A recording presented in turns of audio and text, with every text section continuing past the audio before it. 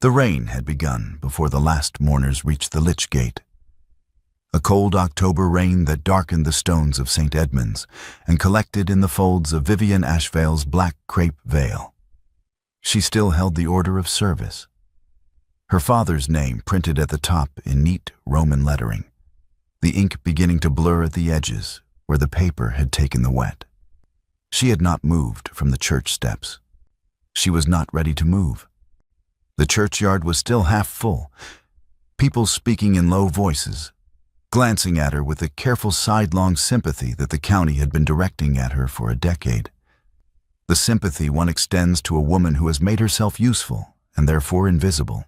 And then she heard footsteps on the stone path, deliberate, measured, a man's footsteps accompanied by a second set, quicker and more tentative. And she looked up, and she saw Oliver Pemberton coming toward her with his solicitor at his elbow. And the order of service grew damp in her hand. He was formally dressed, his morning coat precisely fitted, his expression set in the particular way of a man who has decided something unpleasant and is proceeding with it before his nerve can fail. The solicitor, Good, she would learn his name later, carried a leather satchel and kept his eyes slightly averted from hers. Half the county was still present. Every one of them could see what was happening. Oliver Pemberton stopped 2 feet from Vivienne Ashvale on the church steps above her father's newly filled grave, and he told her she had until sunset to remove her personal effects from Ashvale House, as the estate passed in its entirety to the next male heir. He said it without cruelty.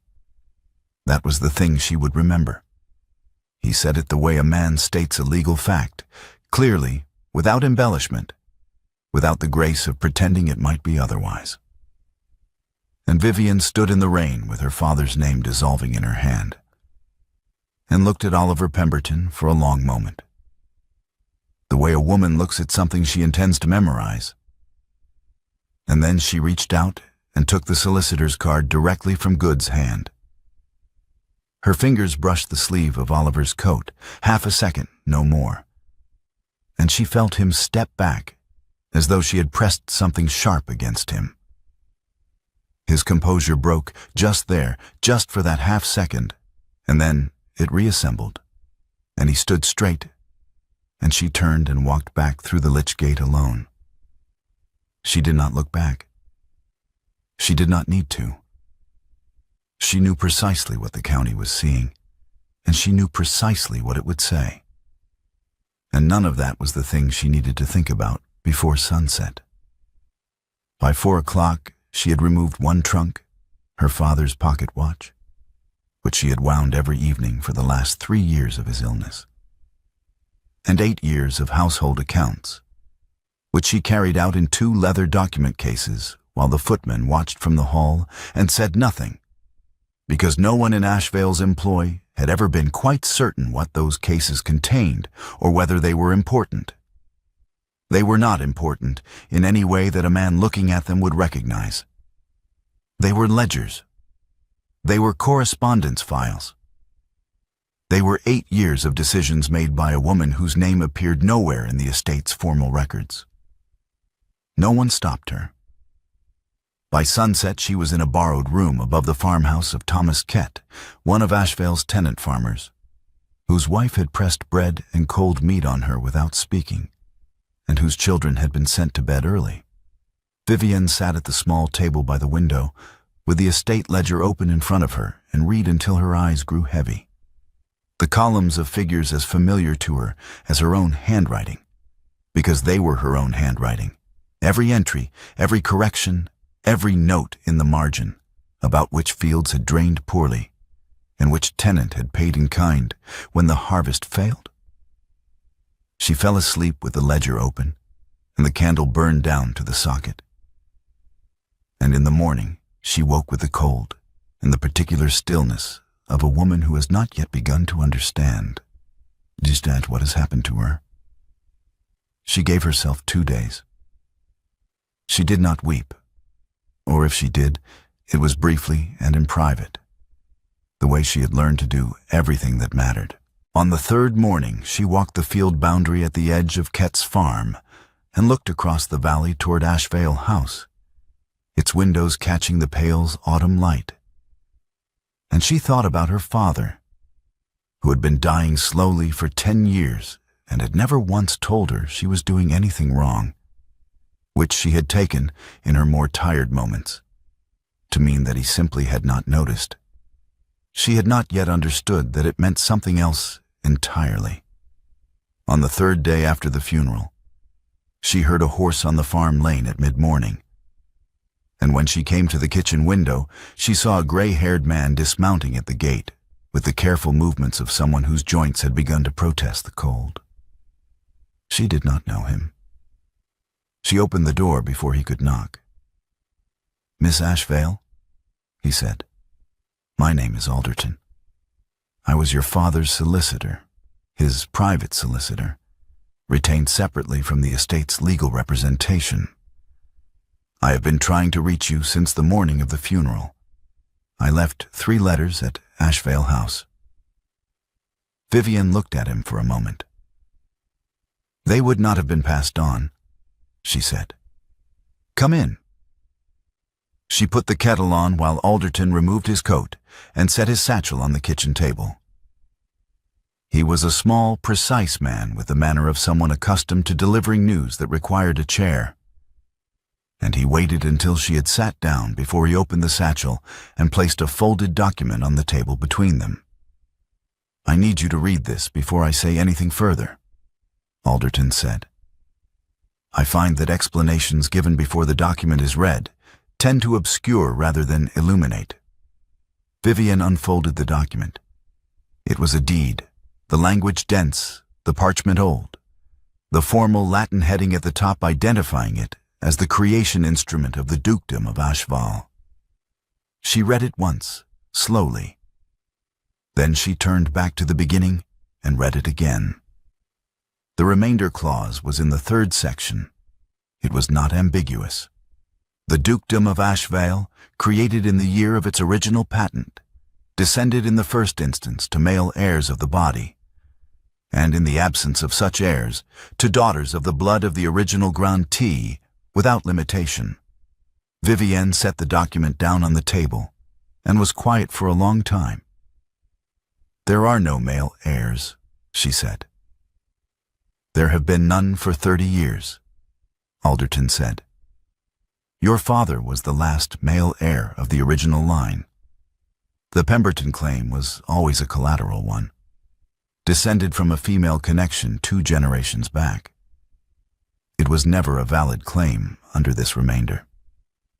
The dukedom cannot pass to a collateral male line when a direct female heir exists." Vivienne looked at the deed. She looked at her own hands on the table. "When did my father know this?" she asked. "He has known since he inherited," Alderton said. "He retained me specifically to preserve the deed and to ensure it was presented to you at the appropriate time." "The appropriate time," Vivienne said, her voice careful and even. "He was concerned," Alderton said carefully, "that if you knew during his lifetime, you would spend the years of his illness fighting legal battles rather than—" He paused. "He said you would worry about it instead of letting him see your face at breakfast." Vivienne did not move. The kitchen was very quiet, and outside the window, a robin was working at the frozen ground near the gate, and the sound of it was very small and very clear. "I need you to say nothing for 5 more days, she said at last. Alderton looked at her. "Miss Ashvale?" "Your Grace," she said, and her voice was perfectly level. "But not yet, not publicly. 5 days." She folded the deed and held it in both hands. "There is something I need to see first." Oliver Pemberton had taken possession of Ashvale on the morning after the funeral, with the efficiency of a man who has been preparing for a thing for a long time and is relieved to finally be doing it. He had the keys from Good. He had a letter from the estate's formal solicitor, not Alderton, whom he did not know existed, confirming the transfer. He had, he believed, everything he needed. By the end of the second day, the meals were running late. Not dramatically, 20 minutes, 30, but enough that Oliver noticed, and when he asked Mrs. Fenn, the housekeeper, she told him that the kitchen correspondence had always been handled directly, and that she was not certain where the supplier accounts were kept. Who handled it? Oliver asked. Mrs. Fenn looked at him with the expression of a woman deciding how much truth to deliver. Miss Ashvale managed the domestic accounts, she said. The supplier correspondence, the quarterly settlements, the staff rotas, all of it. Oliver said he would find the files. He did not find the files, because the files had left in 2 leather document cases 3 days earlier. On the 3rd day, 2 tenant farmers arrived at the front door, Kett and a man named Marsh, with a drainage complaint that had apparently been reviewed and resolved every autumn by someone whose name neither of them could agree on, but whom both described, independently, as someone who actually understood the problem. Oliver told them he would look into it. He did not have the drainage records. The steward could not locate them. On the 4th day, Mrs. Fenn left a note on the hall table and was gone by noon. The note said, "I hope the new Duke finds things to his satisfaction." It was signed with her full name and the date, and nothing else, and Oliver read it twice and set it down and went to his grandfather's study, where the old papers were kept. He had come to the papers looking for the legal foundation, the document that would confirm what Good had told him all his adult life. That the Ashvale remainder was a straightforward male-line succession, and the Pemberton claim was unassailable.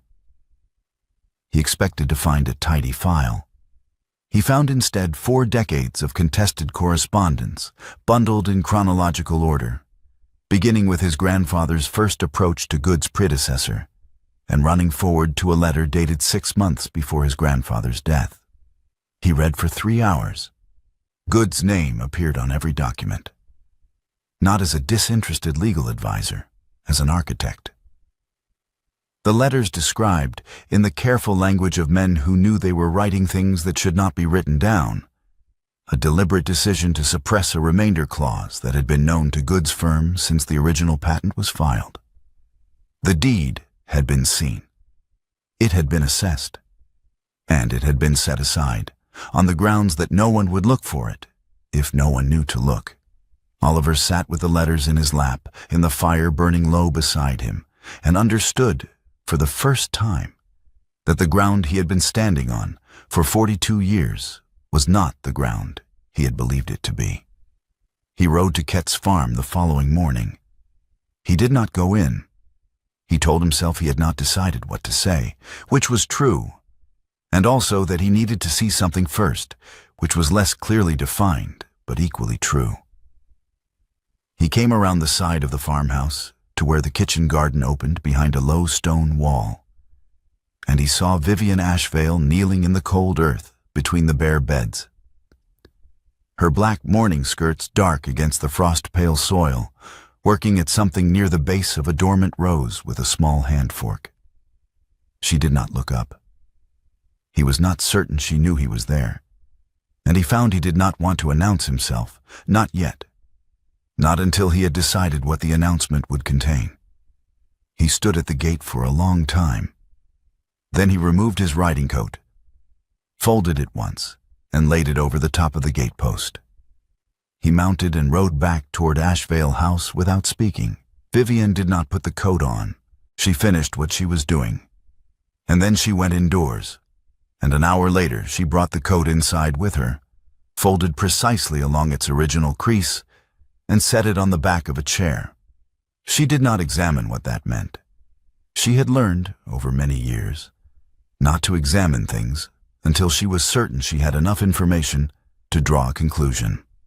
The next morning she was walking the lane between Kett's farm and the village, when she heard a horse behind her, and then the horse slowing, and she kept walking. She heard him dismount. She kept walking. "Miss Ashvale," Oliver said. She stopped.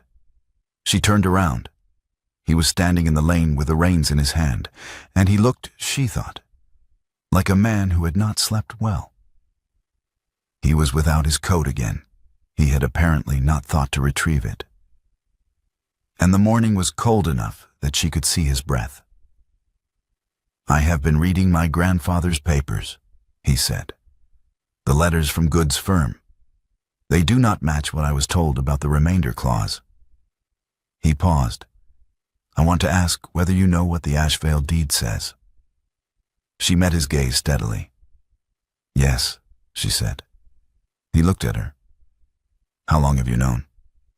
"4 days," she said. Something moved across his face, not anger, not quite. Something that required a moment to settle into a shape she could name. "You did not tell me," he said. "No," Vivienne said. "Why?" She looked at him steadily. "Because I wanted you to find it yourself," she said. "And you did." He was quiet for a long time. A cart passed at the far end of the lane, and the sound of the wheels on the frozen road filled the silence between them. And then it faded. "Walk back with me," he said. It was not quite a request. She considered him for a moment, then turned and walked. He fell into step beside her, leading the horse, and they went the length of the lane without speaking. And when they reached the farm gate, he reached past her and opened it. The automatic motion of a man who has done such things without thinking. And his hand came to rest briefly at the small of her back as she passed through. He removed it immediately. Vivienne walked 3 steps into the yard and stopped, her back still to him. "You may do that again," she said, "if you mean it." She went inside without waiting for his answer. He came to the farm that night at 7 o'clock with a letter in his hand. Vivienne heard the knock and opened the door herself, because the Ketts had gone to bed early, and she found Oliver Pemberton on the step with rain on his shoulders and the look of a man who has been carrying something for too long and has finally decided to set it down. "I found this among my cousin's papers," he said. "It was misfiled. It had been there for 30 years. I think you should read it." She brought him into the small parlor and lit a second candle, and he stood by the fireplace while she unfolded the letter and read it. It was written in a hand she did not recognize, a man's hand, formal but warm, and it was addressed to her father. It had been written 30 years ago by Oliver's father, and it described the Duke of Ashvale in terms that made Vivienne's breath steady and slow in her chest. "The best man I have ever known," it said, "and the one whose opinion of me I have most wished to deserve." The letter went on. It said, plainly and without equivocation, that Oliver's father had never wanted the Ashvale dukedom, that the contest had been his own father's obsession, not his, and that he would have surrendered the claim without argument if he had believed surrendering it would end the enmity. "The enmity," the letter said, "is not mine. I did not make it. I do not know how to unmake it from where I stand. But I want you to know that my son, if he is raised well, will not inherit it from me." Vivienne set the letter down on her knee. The fire had burned low while she read, and the room was very still. "He manufactured it," Oliver said. "My grandfather. The whole of it, the legal contest, the family enmity, the certainty I grew up with that your father's claim was fraudulent. My own father wrote that he never wanted any of it." He stopped. "I have spent my entire life defending something my father would have surrendered." "I know," Vivienne said. "My father told me. Not the letter. He never knew about the letter. But he told me your father was a different kind of man than his own." Oliver looked at her. "He told you that?" "He told me a great many things in the last years," Vivienne said. "We had a great deal of time." They sat in the parlor until the fire went to ash, not speaking much. And what they did say was quiet and specific. A detail about her father's last winter. A thing Oliver remembered his own father saying that he had not understood at the time. When the cold finally became impossible to ignore, Oliver rose and reached for his coat.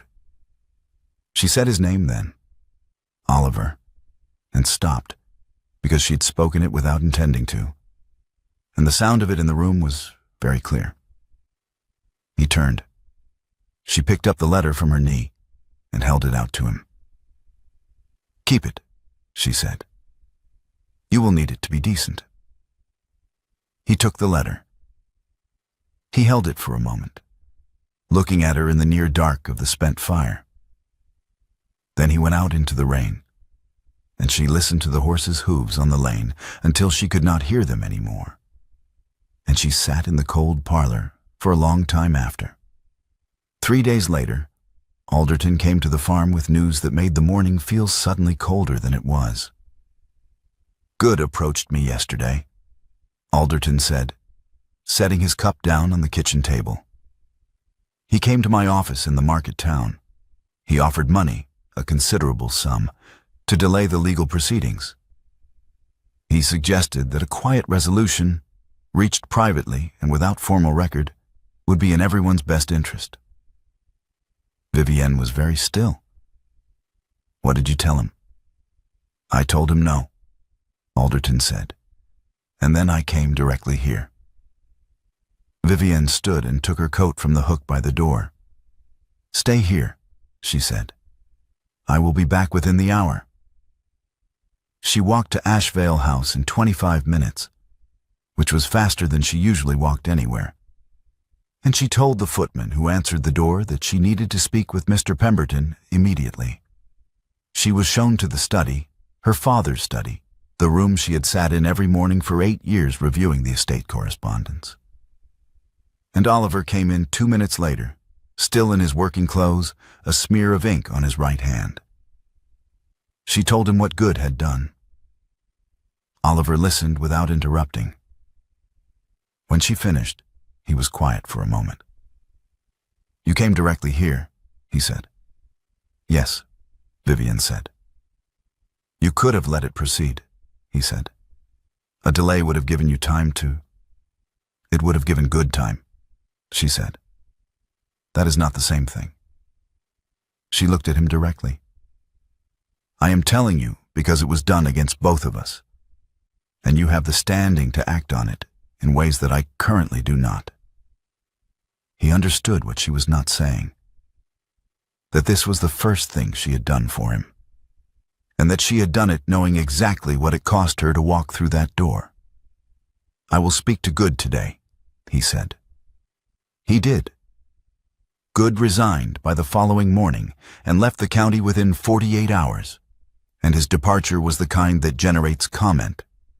A solicitor of 40 years' standing, gone suddenly, no explanation offered, his office closed and his files locked. The county noticed. The county talked. Lady Crossmore called on Vivienne at the farm 4 days later. She arrived in a very good carriage with a very composed expression, and she accepted tea in the Kett's best parlor with the grace of a woman who has made herself at home in worse surroundings and intended no one to know it. "My dear," Lady Crossmore said, "I think we might find a way through this that preserves everyone's dignity. A private settlement, quietly managed. The county need not be involved. These things can be arranged without spectacle." Vivienne poured the tea. "I am sure they can," she said. "Then you will consider it," Lady Crossmore said. "No," Vivienne said pleasantly. "I intend the correction to be witnessed by anyone who is present to see the wrong. I was removed from my father's house on the church steps in front of half the county. The correction should happen in the same light." Lady Crossmore set her cup down. "That is not necessary," she said. "No one requires it of you." "Necessary is not the only reason to do a thing," Vivienne said. "Some things are done because they are right, and some things are done because the women who come after us will need to know they were done." Lady Crossmore looked at her for a long moment with an expression that was not quite what Vivienne had expected. Not disapproval, but something more considered than that. She left without pressing the matter further, and Vivienne cleared the tea things herself and went back to her ledgers. She found the kitchen garden on a Tuesday morning, and she found it by accident. She had come to Ashvale on estate business. There were tenant letters she needed to retrieve from Alderton's copies. And she had taken the path around the walled garden because it was shorter. And she had looked through the iron gate as she passed and stopped walking. The beds had been turned. The late plantings were in. The overwintering greens, the garlic sets, the broad beans in their rows. The espalier on the south wall had been tied back for the season. Someone had done this work carefully and without announcement, and the garden looked, under the pale November sky, exactly as it should. Oliver was at the far end, working alongside two of the estate gardeners. No coat, his sleeves rolled to the elbow despite the cold, moving between the beds with the focused attention of a man who has decided to be useful and is not performing it for anyone. He saw her when he straightened. He crossed the garden without hurrying, and she waited at the gate. "I did not tell you," he said when he reached her. "I should have. I did not know how to offer it without it sounding like—" He stopped. "I did not know how to offer it at all." "You tended my garden," Vivienne said. "Your garden," he agreed. "Yes." She looked at him, at the hands that were now soil-dark as well as ink-stained, at the frost reddening the back of his neck, at the expression of a man who has been trying to say something for several days and has not yet found the words for it. "I do not know," Oliver said, "how to ask for the things I want to ask for." Vivienne reached up and kissed him once, carefully, her hand briefly at his jaw. Then she stepped back. "Learn," she said. He came to her 2 days later with a different kind of offer. They were in Alderton's office in the market town, the three of them, the deed on the table between them, and Oliver said he had been thinking about how to proceed. He said he could arrange the transfer privately. The paperwork filed with the county record, the keys returned through Alderton, the estate formally restored to its rightful holder without requiring a public proceeding. He said he was offering it as the cleaner path. He said he meant it as a form of mercy. Vivienne listened to all of it. Then she said, "No." Oliver looked at her. "You did this in front of the county, Oliver," she said. "On the church steps, 30 minutes after my father's burial, in front of every person in this part of England who knew our families. You told me to leave my own house." She paused. "I am not saying this to wound you. I am saying it because the correction must be witnessed by the same people who witnessed the wrong, not for revenge. For every woman someone tries to remove from her own door and tells herself there is nothing to be done about it." Oliver was quiet for a long moment. "You want a formal proceeding," he said. "I want a record," Vivienne said. "A public one, so that it cannot be quietly undone in 20 years by someone who says it was all a private arrangement and no one can quite remember the details." Oliver nodded slowly. "I had already convened a legal meeting," he said. "Magistrate, my replacement solicitor, 2 county witnesses. I arranged it 4 days ago to formalize the title question." He looked at her steadily. "I will not rescind your access to it when I understand what you will bring." "I know," Vivienne said. "That is why I told you what I wanted." The estate office at Ashvale was lit by 4 oil lamps on the night of the 15th of November, and it held more people than it had been designed to accommodate comfortably. The magistrate, Mr. Harlow, sat at the head of the long table. Oliver's replacement solicitor, a young man named Price, competent and visibly nervous, sat to his left. Two countymen, Marsh and a landowner named Fortescue, sat along the wall.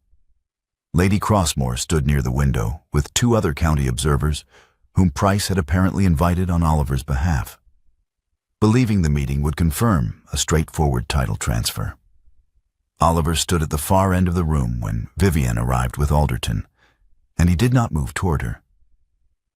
He watched her come through the door, and something in his expression settled.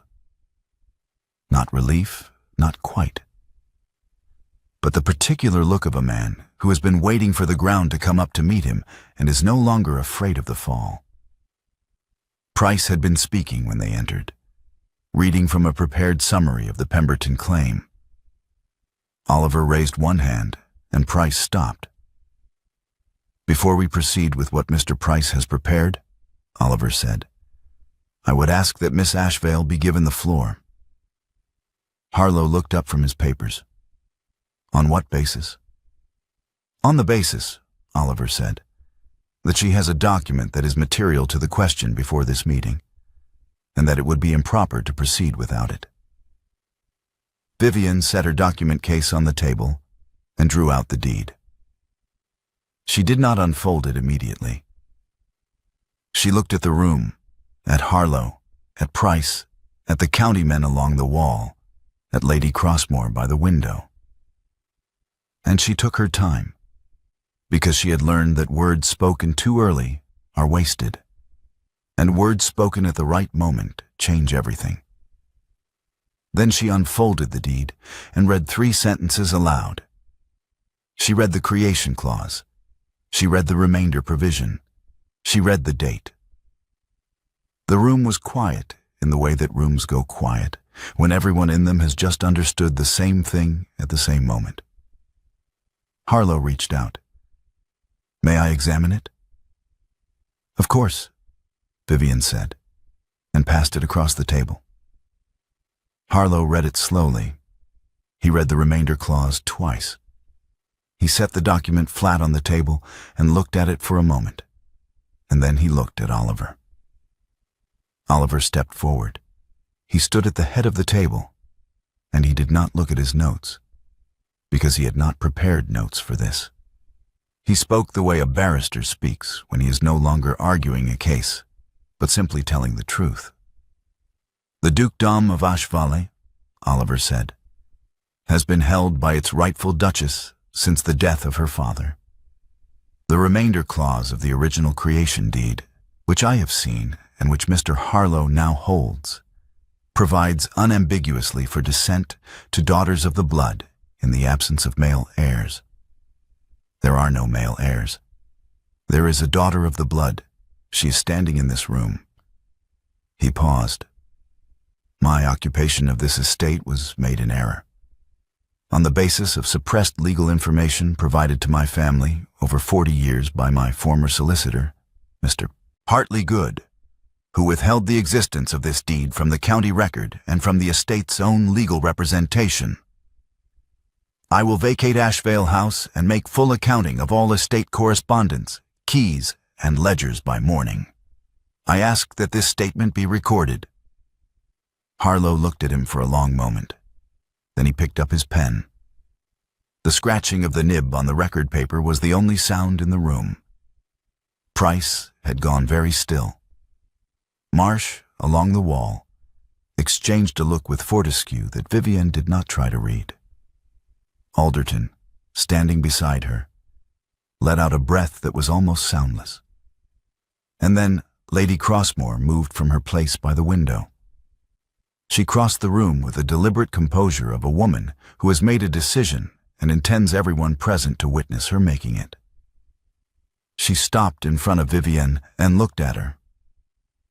Really looked at her, the way she had not quite managed in the farm parlor over tea. And she dipped her chin in a gesture that was not quite a curtsy, but was near enough to one. "Your Grace," Lady Crossmore said. The title fell into the room like a stone into still water, and the ripples of it moved outward to every person present, and no one in that office, on that night, could have said afterward that they had not heard it. Vivienne held Lady Crossmore's gaze. "Thank you," she said, and her voice was the quietest in the room, and it was the only one anyone was listening to. Oliver vacated Ashvale House by the following morning. He did it with the thoroughness of a man who has made a promise and understands that the manner of keeping it matters as much as the keeping. The ledgers he had found, those that had not already left with Vivienne, were returned to Alderton in good order, annotated in Oliver's own hand, where he had made entries during his occupation. The keys were returned on a ring, labeled in his handwriting. The correspondence he had generated in his weeks as presumed Duke was filed chronologically and left in the estate office with a covering letter to Vivienne explaining each item and its status. He did not leave the county. He was seen on the farm lane the following week, and at the kitchen garden gate 2 days after that, and at the market in the village on the Saturday, conducting himself with the unhurried attention of a man who has unfinished business that is no longer legal in nature. He spoke to Ket when he encountered him at the market, and to Marsh, and to the head gardener, and none of these conversations were brief. He was not performing contrition. He was learning the ground he had been standing on, without understanding it. Vivienne saw him from the estate office window one afternoon, crossing the yard below with a bundle of drainage maps under his arm, maps she had not asked him to retrieve, from a county record office he had visited on his own. And she watched him until he disappeared around the corner of the outbuilding, and then she went back to her work. 3 weeks after the legal meeting, Oliver came to the estate office in the late afternoon to return the last of the papers he had been working through.